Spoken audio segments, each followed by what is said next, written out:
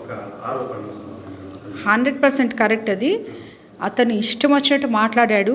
ఎవరో అప్పటికి నాకు తెలీదు, కార్యకర్తల్ని మేము చెప్పాము, వాళ్ళు ఆవేశపడుతుంటే మీరేమి ఇది చేయొద్దు, మాట్లాడితే మాట్లాడలే అని. కానీ కొంతమంది అభిమానులు ఎవరో ఏదో అక్కడికి వెళ్ళి గొడవ చేసినట్టున్నారు. వాళ్ళని కూడా మేము ఆపాము, వాళ్ళు వచ్చేసారు.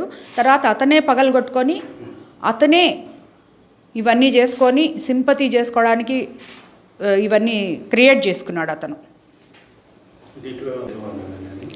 అసలు ఇతన్ని చేపించాలనుకుంటే ఎలక్షన్ ముందే నా గురించి ఎన్నో మాట్లాడాడు. అధికారంలోకి వచ్చి 13 నెలలు అయింది. మన ప్రభుత్వం అది కూడా 164 సీట్లతో మనం అధికారంలో ఉన్నాం. పోలీస్ వ్యవస్థ మన దగ్గర ఉంది. ఇతన్ని చేయించాలంటే ఇన్నిసార్లు మాట్లాడిన తర్వాత ఇప్పుడు చేయించాలా నేను? అవును, అదే కరెక్ట్. యాక్చువల్గా నిన్న లోకేష్ బాబు గారు వచ్చారు. జిల్లా మొత్తం సక్సెస్ అయింది.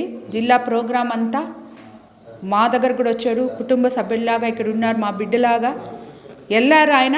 అటు వీళ్ళు డైవర్షన్ పాలిటిక్స్, వీళ్ళందరూ ఒక గేమ్ ప్లే చేస్తున్నారు డైవర్షన్ పాలిటిక్స్ చేయడానికి. సో మొన్న అది కాకుండా ఇక్కడికి వాళ్ళ నాయకుడిని కూడా రాకుండా ఆపగలిగారు.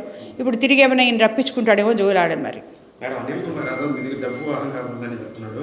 తర్వాత మీకు కేసు కట్టాలి మీ మీద అని చెప్పాడు. ఆ అనిల్ కుమార్ యాదవ్కి ఎప్పుడు చూసినా ఎక్కడ చూసినా డబ్బు డబ్బు డబ్బు గురించి తప్పితే ఇంకో పని లేదు.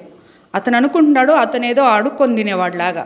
అతను దోచినంత డబ్బు ఎవరూ దొయలేదు వైఎస్ఆర్సీపీ గవర్నమెంట్లో. ముందు అతని విందగాన సిఐడి ఎంక్వైరీ చేస్తే సక్కంగా వస్తాడు. అప్పుడప్పుడు వచ్చి కాన్స్టిట్యున్సీ లేకుండా ఇదేదో అంటారు చూడండి, తళుకును మెర్చి 4 మాటలు మాట్లాడి 13 నెలల నుంచి కార్యకర్తల్ని గాలికి వదిలేసి తిరిగే ఇతను కూడా మాట్లాడాడు అంటే దానికి అర్థమే ఉంది. అసలు అది ప్రసన్న కుమార్ రెడ్డి మాట్లాడింది తీసుకుపోయి వాళ్ళ భార్యకి వాళ్ళ అమ్మకి చూపిమ్మనండి అనిల్ కుమార్ యాదవ్ని. వాళ్ళు కానీ ఇతన్ని చంపలు వాయించకపోతే దాని తర్వాత ప్రసన్నకి సపోర్ట్ చేయమనండి.